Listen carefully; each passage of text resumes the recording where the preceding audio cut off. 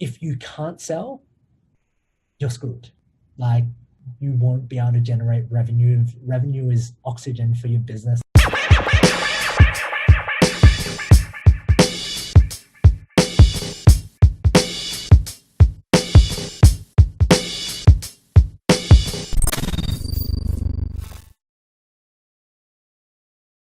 Hello from San Fran. Hello from San Fran.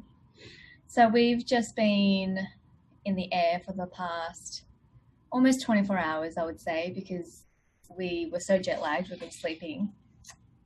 Yeah, we've had like an About 18-hour nap. Yeah, truthfully speaking. An So 18-hour nap. we've almost overslept.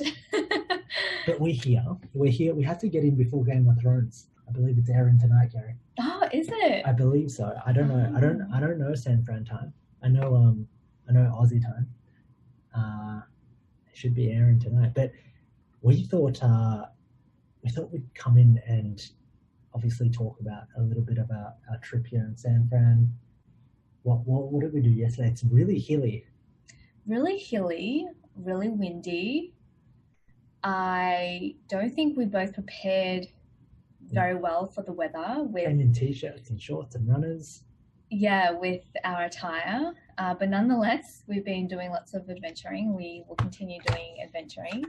And I just want to say, I think that is the beauty of being online, because we were saying to each other how lucky we are that we don't run a gym or a physical business where we would panic not being around and not being available physically. For sure. Whereas we can be available anywhere in the world. Anywhere, anytime. Yeah, it would really suck if I was running a studio and something happened, like the doors shut, electricity went off, and I just remember I was talking to Kerry about this.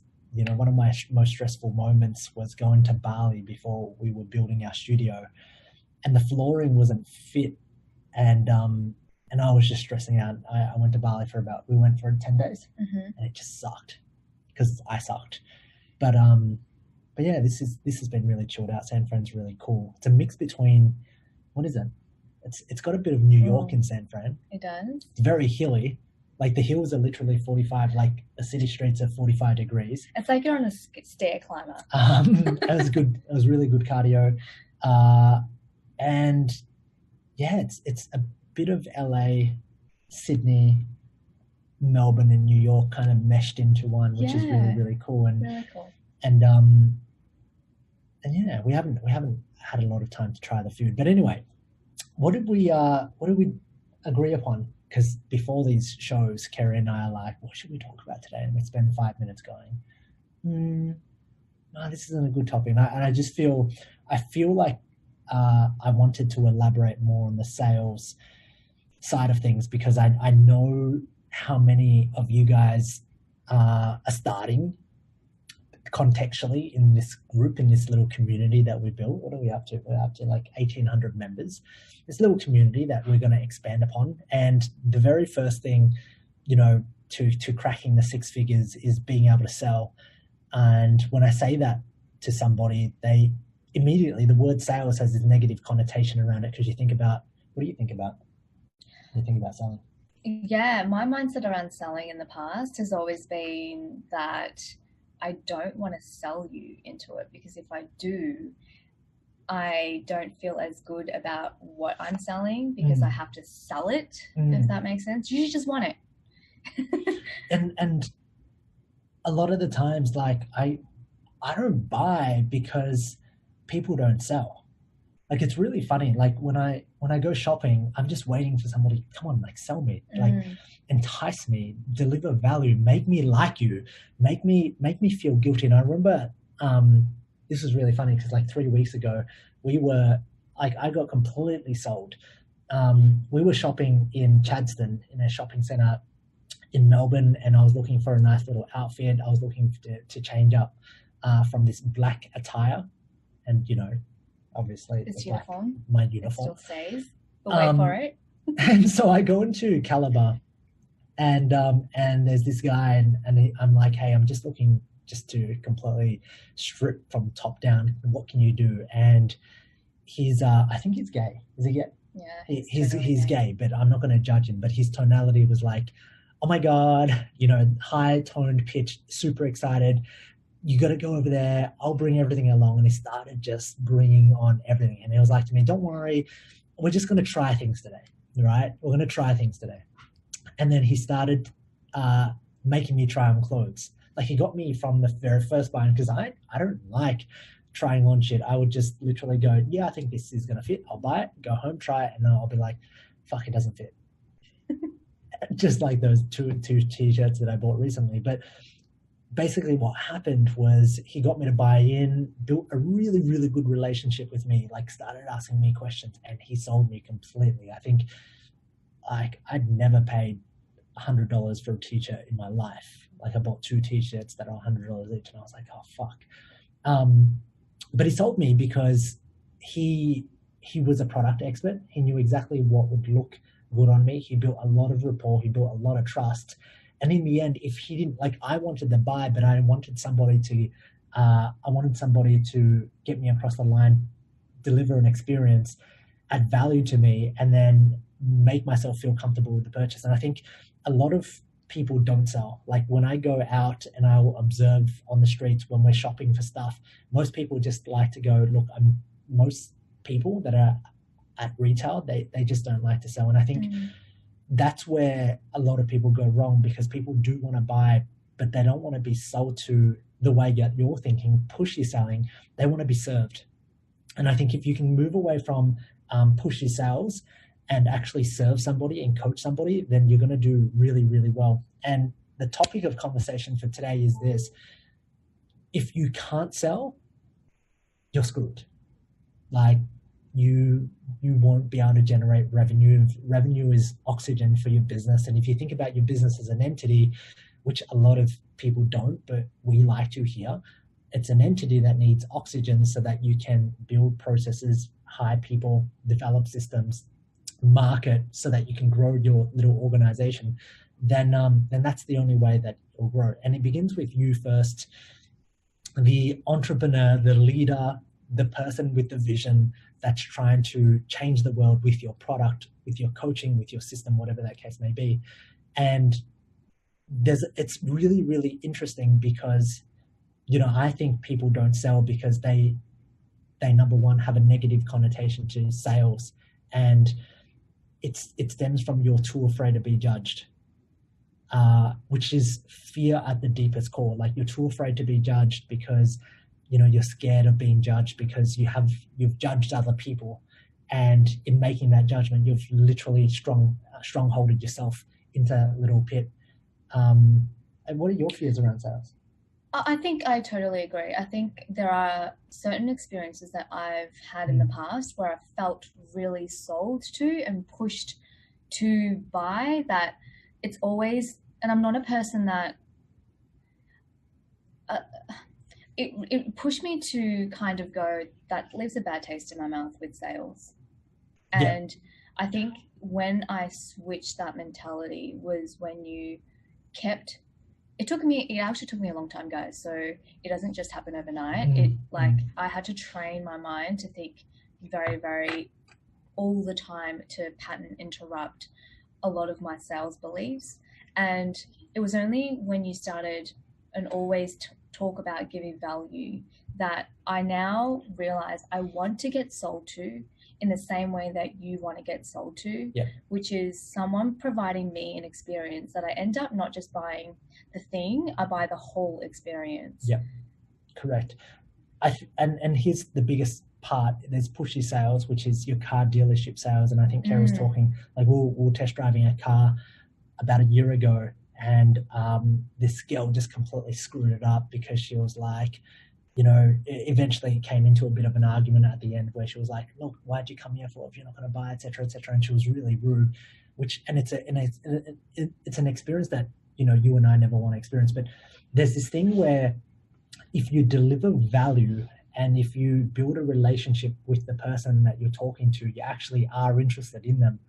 And I think a lot of the times most people aren't. And when I used to sell at the start, I wasn't interested in the person because I was interested in making the sale. And I think if you come from a frame of mind that you're valuable and you control the frame, and your product and service, whether or not it's a good fit for them, you'll tell them, and in that session you're spending 35 to 40 minutes finding out more about them, dissecting all of their problems, and then you're consulting them at the end. There is no reason to feel bad, assuming that you deliver tremendous value, you build rapport, you build a relationship with them, that you actually like them. And if you ever get to that point where you actually you're not in the mood to talk to somebody, don't talk to somebody, and only talk to them when you're in the mood. And that's helped me a lot, because when I thought about having 2 consults a day, I'm going to have a consult here, I'm going to have a consult here, and my mindset was, I'm looking forward to speaking to these people, and I'll spend between 15 minutes and 2 hours to speak to them, then I'm already set in that frame that I'm going to get to know that person. I'm going to speak to them. I'm going to help them. I'm going to diagnose them. I'm going to add value to them. And it's the same conversation as if I was going to talk to a stranger on the street who asked for my help. And I would happily sit down and start talking, because that's the thing that you and I are so passionate about, the thing that we do. That if you don't have that, you'll lose. That if you think about sales as this value extraction, but not value, what's the opposite of extraction? Giving, this implantation of value in the prospect, then you'll lose. And I really, really feel like you need to ask yourself that question. Are you so passionate about what you do that if somebody asks you a question, are you happy to just give out advice at free will? And I think, we know 110% someone like Kitty is great at selling, but she's not selling because she's always selling her methodology. And I want you to just listen to that line again, because there's a very, very important part. When you are always selling your methodology because it's what you truly believe in, you don't have to sell. If you have a method, if you have a program, you have a system, and you live it, it just becomes part of you, and people start to ask you, well, how do you achieve such great results? It's because you live your own methodology, your own system. And the more you live something, the more you can sell it, because it doesn't feel, you're not actually selling it, because you'll notice you're always selling it. You're always selling it to your clients. You're always selling it to your prospects. I'm always selling the experience of the 1%, the mindset. I'm always selling that no matter what you do, you're going to have to use your pain, and you're going to have to grow from your pain, because pain, there is a gain on the other side. There's an opportunity for you to grow. Most people avoid pain because they're afraid to get hurt, but in that experience, they never get better. And I'll always sell you on that idea. I'll always sell you on the fact that you have to be the best. That in a world where there's so much competition, it's far easier to be the best and play the long game than it is to look for instant gratification, work with tactics, and make that short money. I'll sell you on all of my beliefs and ideas, which is the program, which is the 1%, which is the community that we built, about playing the long game, being the best, and then money comes as a result of it. Like, you don't think about the money first, but you think about the core habits, the core routines. It's just like with your clients in the gym.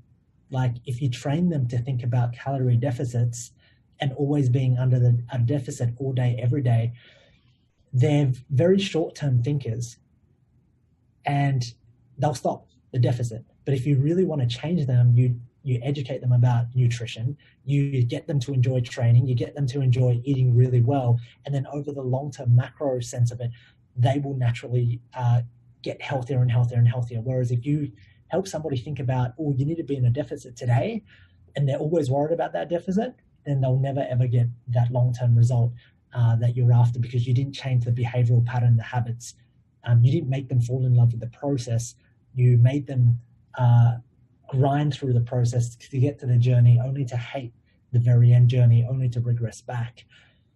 And so that leads me to my third point in sales, is that number one, you're always selling all the time. Number two, you're not selling because you have a prejudice against selling, whether or not it's because of a past experience. My third point is this: you have to build a product that you believe in. I think people assume that that's common, but you and I know, Kerry, that common knowledge isn't very common at all. that if you're thinking about delivering a high-end experience and charging top dollar, there's people that will show you how to get clients for $3,000. But if you want to build a movement and a real business and something that's going to last decades, then it always comes down to this principle. The value that you give somebody must far greater exceed the value that they give you in return. And a lot of people would say this. They go, a lot of business coaches I've heard say, but don't worry, they'll just pay you for the transformation. They want the results. And I go, I agree, but people don't pay Rolex for the result. People don't pay Louis Vuitton for the result. People don't buy first class for the fucking result. Because if I wanted the result, I would buy economy. I'd still land in San Francisco from Melbourne, but you pay for the experience and the brand and the reputation. And so I see a lot of online coaches falling into the trap of selling high-end, the delivering economy, because they're focusing on getting the result. And the thing that you have to switch is you have to build and shift the mindset and going, am I building an insane product that most people would not even comprehend doing? Am I going against everybody else because everybody else is, when you buy, what was that program that you bought? Kerry's bought a lot of programs, but we'll bring up one, Brute Strength, $100 a month, relatively high end, got kicked into a Facebook group, got an app, got a training, got a nutritional program, and that was that. What is the experience that you're giving somebody? What is the brand that they have associated with you in joining your movement? Do you have any brand awareness? Is your brand value zero? What is the care factor, the touch points that you're going to have? All of these things that if you want to sell high end, you have to consider, because most of these business coaches promising you that you can sign up $5,000 clients, help you sign up $5,000 clients, but they don't help you keep them or grow them. And that's a big, big problem that I'm starting to see. It's a trend. It's not hard to see on your Facebook page or your Facebook newsfeed that high tickets in. It's very easy to sell high ticket. We have no trouble selling high ticket. The issue that you'll face is delivering high ticket. And if you can't deliver, here's what happens. Your mindset around selling something that you don't believe in then goes down. And the fact that you're not selling it comes down to the fact that you've sold 5 of them in the past. 3 out of 5 weren't happy. They asked for refunds, and you don't want to sell anymore because there's this thing in you that says, well, fuck, like, I don't want to sell because I actually can't help you. I don't believe in my product. And it's a result of you not looking at your product and making it better. And so those are probably the three biggest ones, hey, in terms of. I would even start at the product and building something that you're truly passionate about, where then you are always selling it because you are so passionate about this topic, about what you're actually selling and about the principles that are underlying this product of yours. And then what was your first one? And then the first one being? I think the first one was the prejudice that you put on other people. Was that the first or second? I don't know, but there's this prejudice that you put on other people. Yeah, and that relieves the prejudice, which is how I over time built my strength around selling, because we built such an amazing product that I could believe in, that I truly would talk to everyone about it. Yeah. And it's the best thing in the world. And I'm unafraid to say that shamelessly, that I don't have to feel like I'm selling someone or pushing someone into it, that I can just give you all the value, and then when you come in, you'll see 100 times that value. Yeah, for sure. And I just think, to wrap this up, if you can't sell, you probably shouldn't be in business. I'd go as far as to say that, because if you can't sell, you won't generate any revenue, and things don't really look well for you. And if you can't sell, you need to partner with somebody that can. So you need to find somebody that can sell, so that you can look after the operations, you can build. And that's what I would be doing ASAP. And just having that, Gary Vee says, self-awareness around who you are. Who are you at your core? You are a technician, or you are the visionary and the salesperson. And if you can't sell, then either one, get a job, or number two, partner up with somebody that can, and then split the roles up with them so that they can sell, and you can look after operations and deliver and fulfillment, and make sure that you deliver on your promise. And I think that's it. Yeah. What do you think? Well, thank you for relieving my mindset around sales. Pleasure. The snaky sales. It's taken probably years since we first met. For sure. Until I began selling, but not really feeling like selling. Yeah. You leave everything on the line when you deliver tremendous value and expect nothing in return. And as a way of doing that, you'll get the sale. The problem is most people want the sale today. We're looking for the sales a year from now, not today. And I think that's the biggest difference. And that's how you build a business that lasts. But yeah, if you can take away those key points and unlock yourself from that fear of selling, then that's going to help you tremendously, and that will allow you to help more people. Once again, well, right now it's dinner time for us, so we're going to go grab a bite, and we might see you around tomorrow, same time tomorrow. All right, bye guys.